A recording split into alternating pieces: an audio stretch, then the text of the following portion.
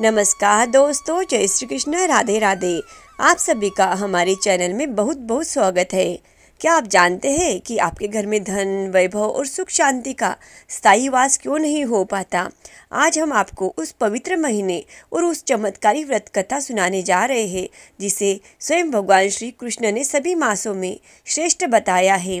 जी हाँ, हम बात कर रहे हैं मार्गशीर्ष मास के गुरुवार के महालक्ष्मी व्रत की। इस कथा को पूरा और ध्यान से सुनने मात्र से आपके जीवन से दरिद्रता हमेशा के लिए दूर हो जाती है।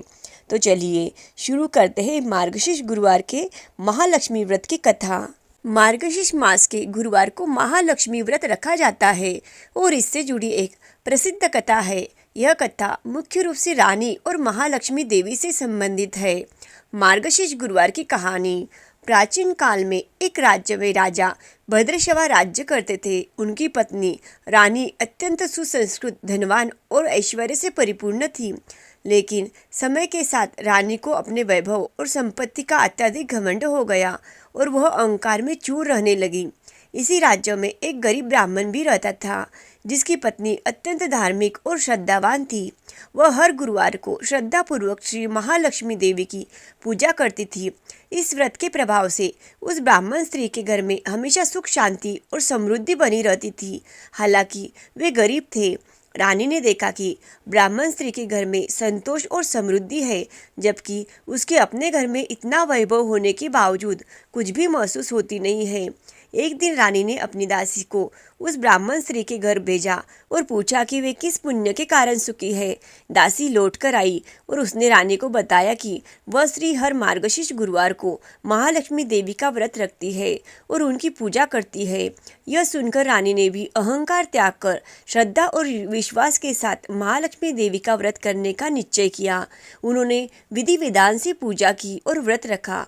व्रत के प्रभाव से रानी के वैभव और ऐश्वर्य में और भी वृद्धि हुई और वह सुखी दुखों से मुक्त हो गई। कुछ समय बाद वही महालक्ष्मी देवी एक बुढ़िया का रूप धारण करके रानी के द्वार पर आई और भिक्षा मांगने लगी। रानी ने उस बुढ़िया को पहचान लिया, लेकिन शायद घमंडवश या किसी अन्य कारण से उन्होंने पूरा सम्मान नहीं दिया। रानी ने उन्हें दुर्व्यवहार किया या उन्हें सामान्य दान देकर विदा कर दिया। जैसे ही देवी वहां से गई, रानी के वैभव में धीरे धीरे कमी आने लगी, संपत्ति नष्ट होने लगी और उन्हें फिर से गरीबी का सामना करना पड़ा। जब रानी की स्थिति बहुत खराब हो गई, तब उन्हें अपना भूल का एहसास हुआ।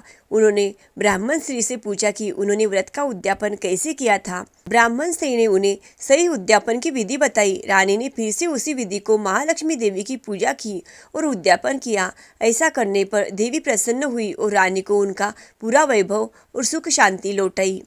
इस कहानी से हमें सीख मिलती है कि मार्गशीर्ष मास भगवान कृष्ण को अत्यंत प्रिय है और इस महीने में किए गए लक्ष्मी पूजन और व्रत से सुख समृद्धि प्राप्त होती है। सबसे महत्वपूर्ण बात यह है कि धन या वैभव चाहे कितना भी हो, अहंकार नहीं करना चाहिए और सभी के प्रति सम्मान का भाव रखना चाहिए। जय हो महालक्ष्मी माता की।